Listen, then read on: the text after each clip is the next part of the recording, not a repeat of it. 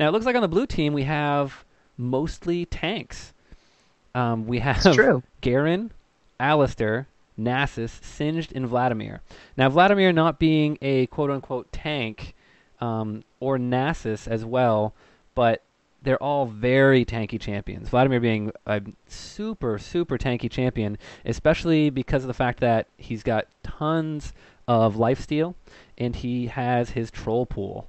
So even when you get him low, a lot of times he can pop his ult, lay it down on 5 people, troll pool, and when he pops back up, he gets a huge burst of health just because of the amount of damage that his ult is doing across their team. And on the other team, we have a very interesting team comp. They have a lot of solid engage. They have very good sustain, and then they have intervention and the revive from the Zillion.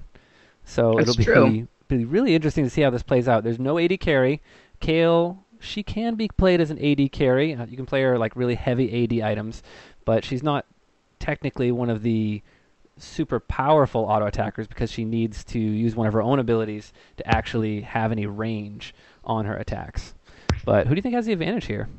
Well, it's really tough to say. Both of these teams have a lot of sustain and really a lot of AoE damage. I mean, if we look at blue team, especially Garen, of course, spin to win, Alistar with the pulverize, Nasus with both his ult and his spirit fire. Singed is pretty much just a walking AoE with that poison trail.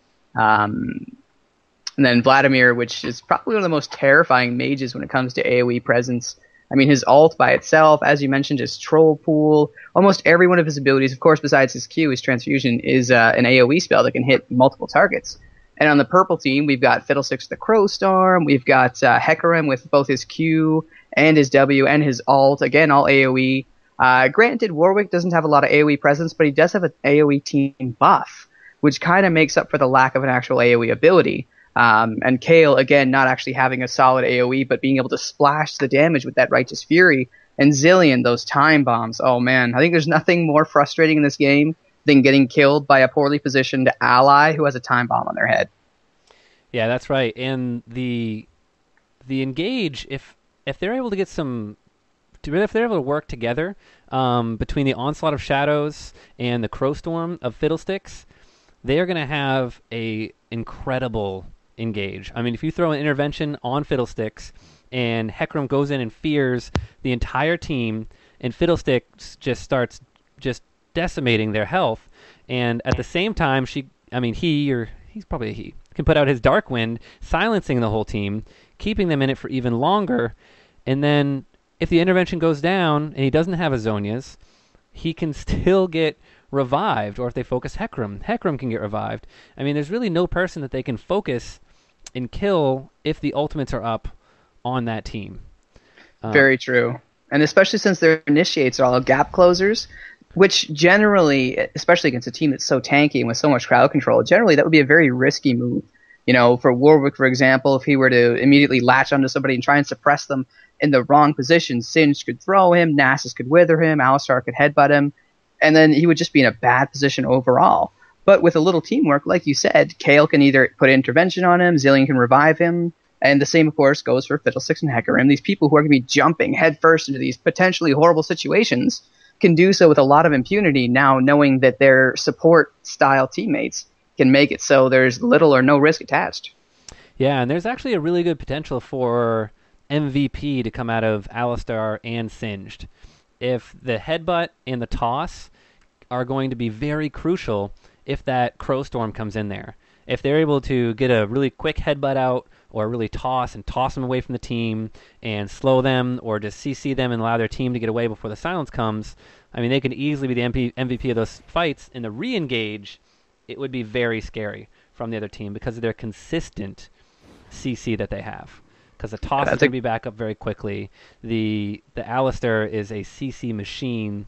Nasus Wither is probably one of the most annoying slows in the game because it starts at like, you just start crawling and you get a little bit faster and a little bit faster as you start to get away. But it feels like it takes ages for that slow to fall off you, especially if they're putting points into it. Oh, so true. I remember when Jungle Nasus was briefly toyed around with by quite a few people, and those Wither ganks. Oh, the most frustrating thing in the world. You think you can make it, but then you just start to get so slow. Yeah, yeah. There's been a lot of new jungles since the jungles changed, and I really like seeing all the different jungles that come out there. Last night I had a jungle cat game. I think I was telling you in Skype that we actually came back from losing 3 inhibitors, and we had like 2 more attacks. But it looks like they're going to go for an engage right here. A flash in by Rice Max. It's a knock up. Trying to put Alor in for the first blood. He's in a very bad position. He's going to go down, even though he flashed. The first blood's going to take him out. The time bombs in AoE, though, taking everybody a little bit lower. Rice Max actually taking quite a bit of damage for going in for that, but the aggression played very well in their favor. And first blood coming out to blue side. And not just the blue side, but Vladimir of all people. If there's a person on their team who's going to need those early kills, in order to be able to really scale into doing damage in the middle or late game, it's going to have to be that Vladimir. Everyone else is very naturally tanky.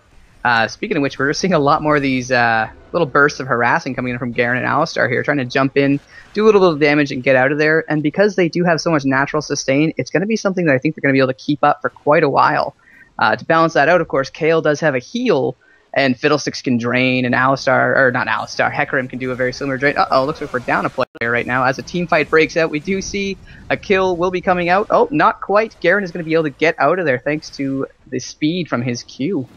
Yeah, and a nice toss from Zillion there. Karen in a lot of trouble. She's going to go down to Vladimir, getting another time bomb off, almost getting Alto guy. It was going to be one of those teammate kills right there, but barely got away. And I noticed Kravis actually having the new legendary skin for Kale, which is really awesome. Just the sound effects alone are awesome. Alor in a bad position coming in there, and he's just going to be CC'd and killed once again. And I was surprised that he went down for first blood because he did start with just the Giant's Belt, making him very tanky to start this game.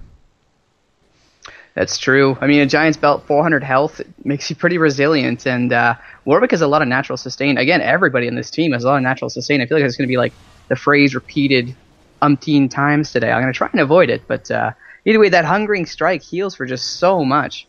So it is kind of surprising they went down, but like you said, they've got so much crowd control on the blue team, the toss, the withers, the headbutts.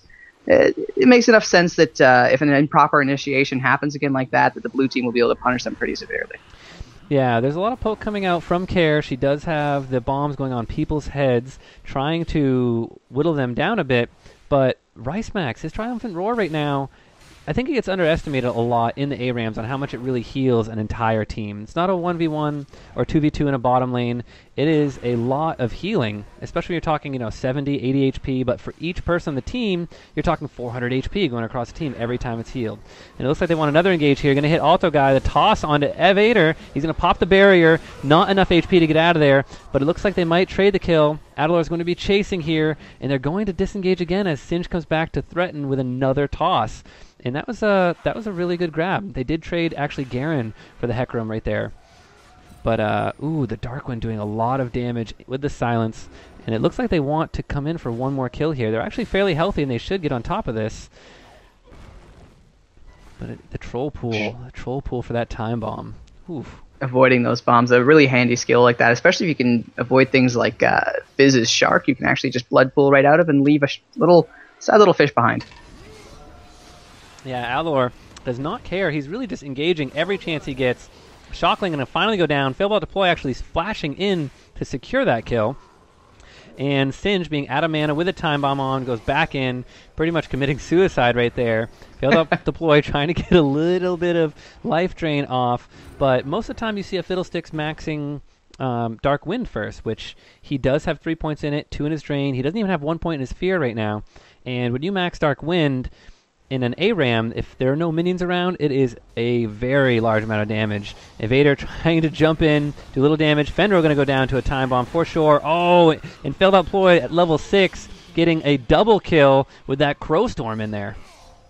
That was a really nice use of the Crow Storm, waiting till there was a good position enough not to potentially hit one person, but as many people as possible.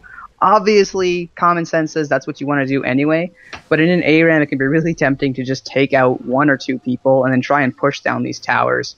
But with someone like Fiddlesticks, obviously the damage is going to be the main priority. When they've got Hecarim as a backup AoE initiator, especially since his AoE has that disable, the Onslaught of Shadows with that AoE fear.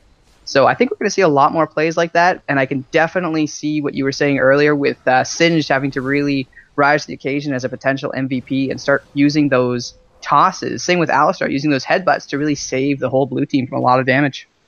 Yeah, definitely could save their team, but right now they really can't afford to spend too much time without engaging, simply because they don't have any poke. Vladimir has a little bit of poke, but it's very short ranged. So what they do have is engage, and it looks like they're going to go for another toss. It might be on Adalor. He didn't go for it that time. Evader coming in to kind of slow them down, knocking them up. Kair actually picking up the kill with a time bomb. And there's the onslaught of shadows onto Alto Guy. Very low, popping barrier. Adalor still not caring. A lot more tankier now. Pops the exhaust, trying to get Alto Guy, but gets silenced and ulted under the tower and dies. It does not get his target there. I was shocked that he wasn't able to get that. That silence timed by Garen and the ultimate when he was low was very, very well played. Definitely. Very, very clutch gameplay right there. That Demacian Justice is such a good table turner in situations like that. If it's up, it's so hard to engage on a Garen. Speaking of engage, we do see X-Arian coming in again and do a little bit of damage, but Failblot deploy, chasing him off with that Dark Wind Drain combo. When you're silenced and losing a ton of HP to a constantly healing Fiddlesticks, it's pretty much natural reaction to want to just turn around and get out of there. Yeah, and you can see the Dark Wind still doing work when there's no minions around, and they're all low health. Nobody wants to get in close to them whatsoever. Kair doing a lot of damage right now with the time bombs. It really didn't take very long to have those ranked up and start doing much more damage and whittling down their team there. They do have the intervention, and they have the Chrono Shift, which is a revive from Zilean coming out. They have both of those up, so I wouldn't be surprised to see maybe a little tower dive action here. Alistair is full health, but if he misses a engage, they will probably shut down a couple people at tower. You know what? Especially, like you said, these ults on the purple team, they're just going to make it impossible for the blue team to really turn the tables on an initiation, at least a good initiation from the purple team. If they can be timed properly, they can potentially have someone live forever only to die and come back again, and it's just not going to be great. We do actually see an attempted initiation, Garen coming in there, trying to get some spin to win going on, and unfortunately X-Arian is going to pay for it with the AoE damage, taking him out. And we do see Adalor finally getting to chase somebody down and take out Alistar with that great big... It looks like it was the Hungering Strike that actually finished him off, but it may have just been an auto attack. Yeah, he actually ulted right in and locked a person down to really put a lot of damage on them. They had the Crowstorm come in, but Alistair knocked the Fiddlesticks up in the air with his Pulverize and kind of froze him in place while his other teammates got out of there. So definitely good use there, trying to protect the allies with the crowd control. Oh, and the Dark Wind takes out Garen, almost gets the double kill on the Vladimir. Vladimir's going to walk out of there with about 60 health. If that could have bounced a little bit differently, that would have been an awesome double kill for Fiddlesticks. Regardless, still a really fun and not necessarily expected kill. Those random bounce moves, Dark Wind, Misfortune's double up, Brand's ultimate, they can do some really funny things and some really unexpected things sometimes.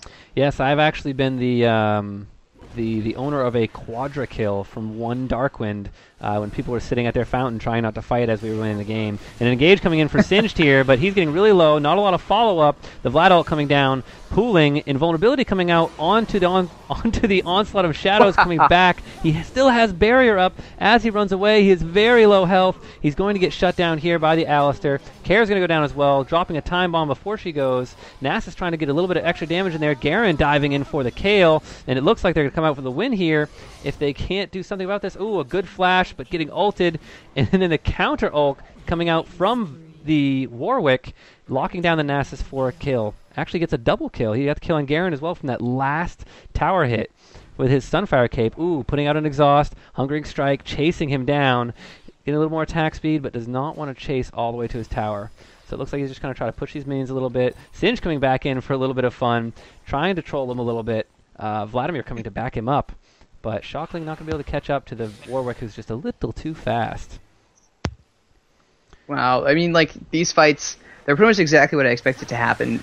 Tanks diving at the squishier characters, and if the tanks can get a proper initiation, the squishier ones are going to go down. Despite the sustain they have, they're just naturally not as durable. Speaking of durable, though, Alistar is taking quite a pounding. It looks like he will finally go down to a time bomb, and had that not been the finishing blow, Evader was right there as Hecarim. He's trying to get Singed under the tower, but got a little bit more than he bargained for. There was a Chrono Shift on Zillion, so it will bring him back to life as Fiddlesticks picks up a double kill on Vladimir and Singe with that Dark Wind doing some serious work.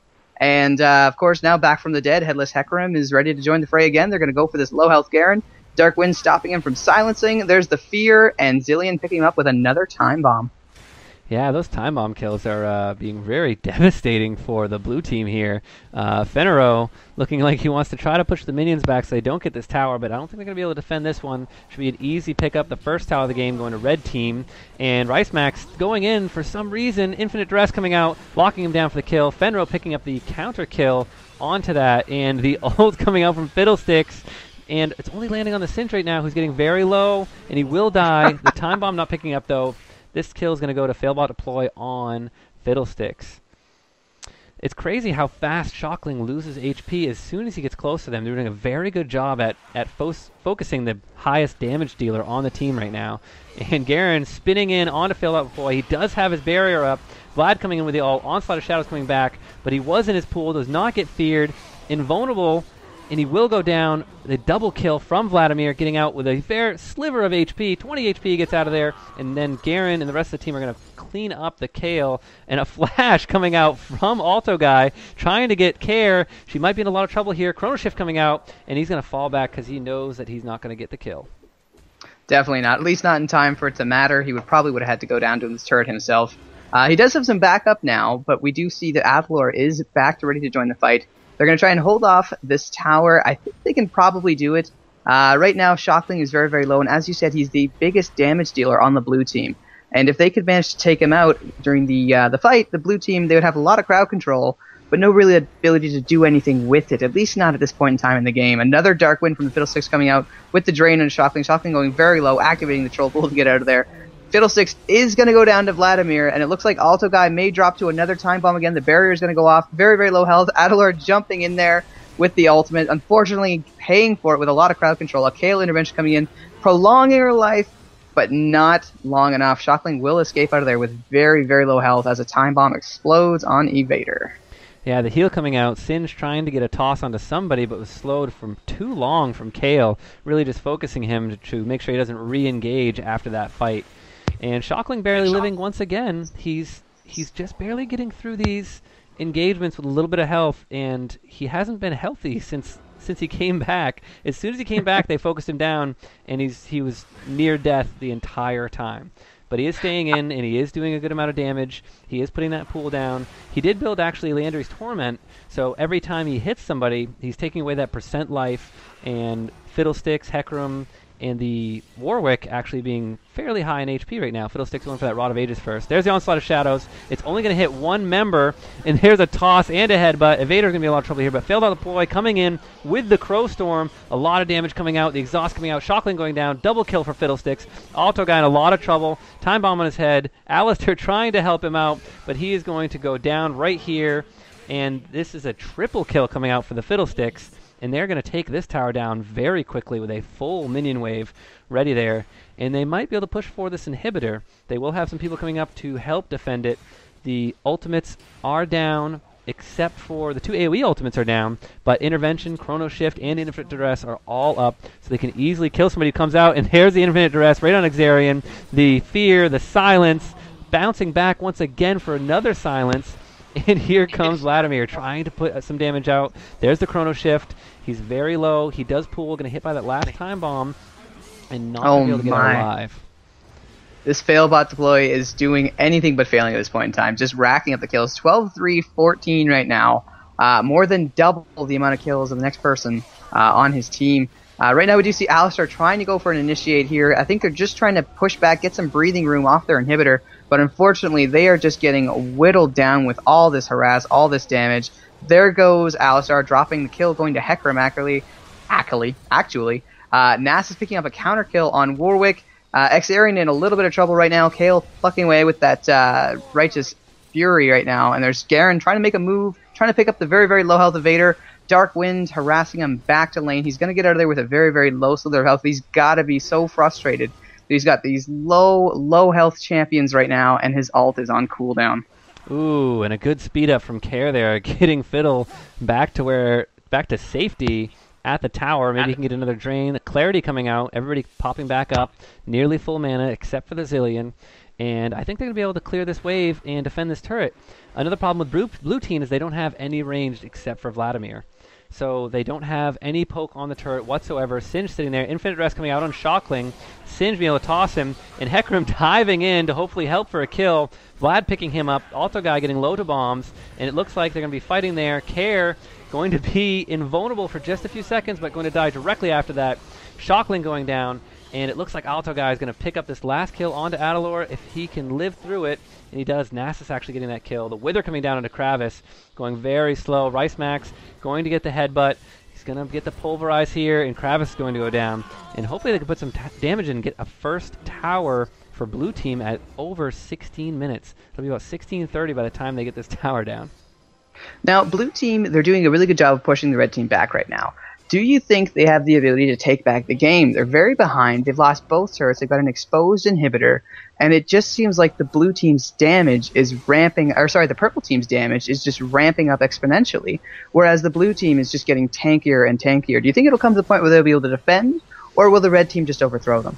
They might be able to. If they're able to fight these engagements without everybody there, like right now they don't have the Kale. It is going to be a 5v4 that they're coming in on. They're going to drop the Nasus right now. Adalor, though, in a lot of trouble. The Transfusion killing him and failed out deploy, ulting in, but they're just too fast. And a great toss from Singed, stopping them from getting half of it. A triple kill coming out from Vladimir. He's got the Quadra. He's going after the Kale, but he's very low, getting into the bush. He will stop the damage coming out from Kravis, and Kravis might go down here. Oh, he does have an intervention up. Shockling, very low. Kravis does not want to let him get that, and it will be an ace for Garen. No pentakill or unofficial pentakill, but a quadra kill coming out from Shockling right there, and they were right to start focusing him.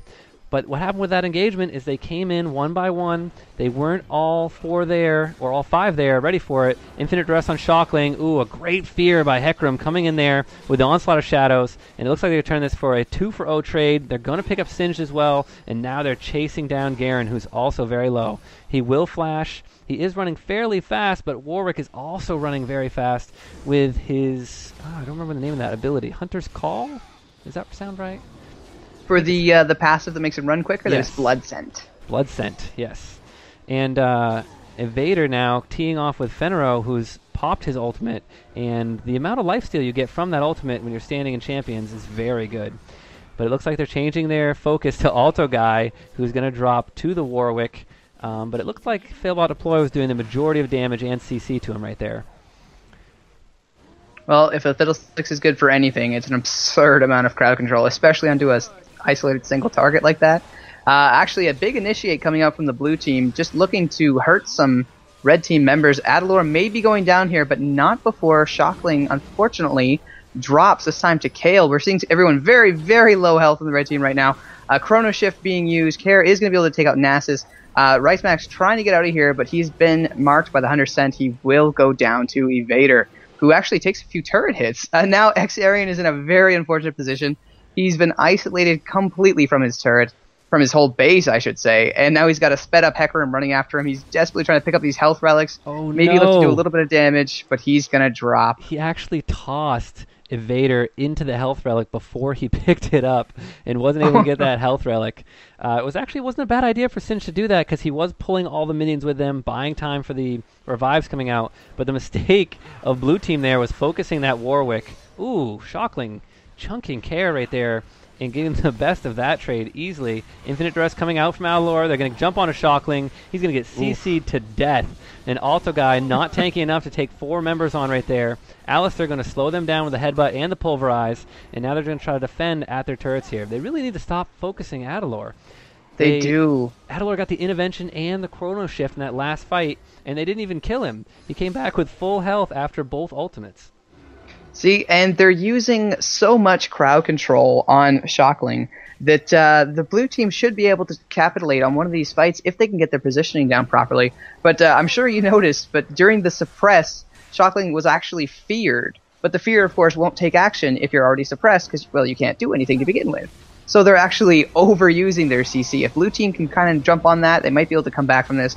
But as it stands, we are going to see another kill from Failed Out Deploy, who is going to Crowstorm in here, potentially get a double kill. Rice Max going very, very low. He will actually drop to Adalor. Crowstorm is going to wear off. Shockling trying to get out of here, popping the barrier, being chased off by Adalor. That Wither will slow him right down, and Kravis is going to take out Garen. The time bombs are doing a lot of damage to this blue team. Yeah, you're looking at about 670 damage before MR right now per time bomb, and you can double bomb them. Shockling getting all the CC, another infinite duress. Fenrir in a lot of trouble here. Adalor a little bit too tanky, getting sped up to get out of tower range. Xarian looking to toss him and do some more damage to him, but it's going to be a waste of time because he's just a little too tanky for them to handle it right now. They cannot take down Adalor. They need to focus on the Zillion. They need to get to the Kayle, try to close that gap. And Xarian in a lot of trouble. The time bomb going to be able to finish him off. No, Kravis flashing to secure the kill, or possibly steal it. But Evader not being that tanky. Garen might get the best of him right here if he does get his ultimate off. The CC coming out, though, and the re-engage from Hecarim, the Onslaught of Shadows. Rice Max and Alto Guy in a lot of trouble here. But here comes Vladimir trying to lay down some damage. All their CC is down. He's going to get the double kill, it looks like. And Garen dying in the process.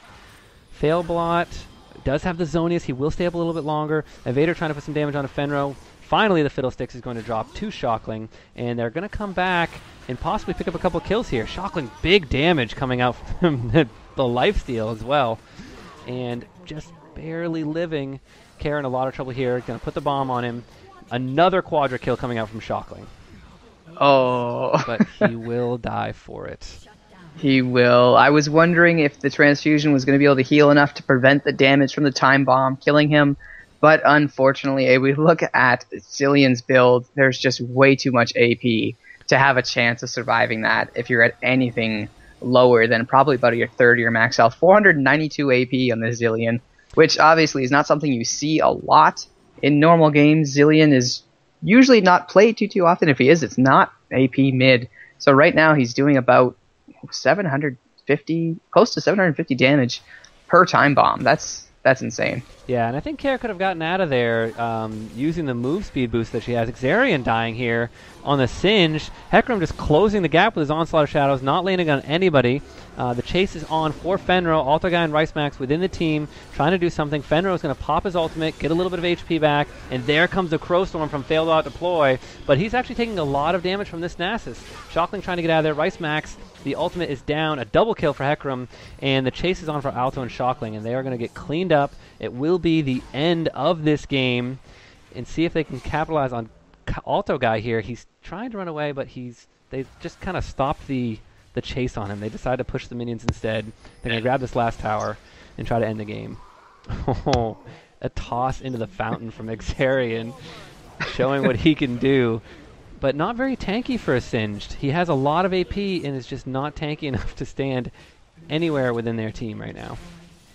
You know, that may have been part of the blue team's downfall, the fact that they all really dedicated to their roles as tanks, and we're not seeing a lot of damage on anybody, of course, except Shockling. And the red team is going to take it, seeing that Nexus explode. But as I was saying, we're not seeing a lot of damage. They just really all dedicated to being tanks. And you can do a lot of silly things in ARAMs. You can do AP Nasus and do it effectively. You can do like a much more high damage based Singed. But unfortunately, they dedicated too much to the tank role, and it cost them the game.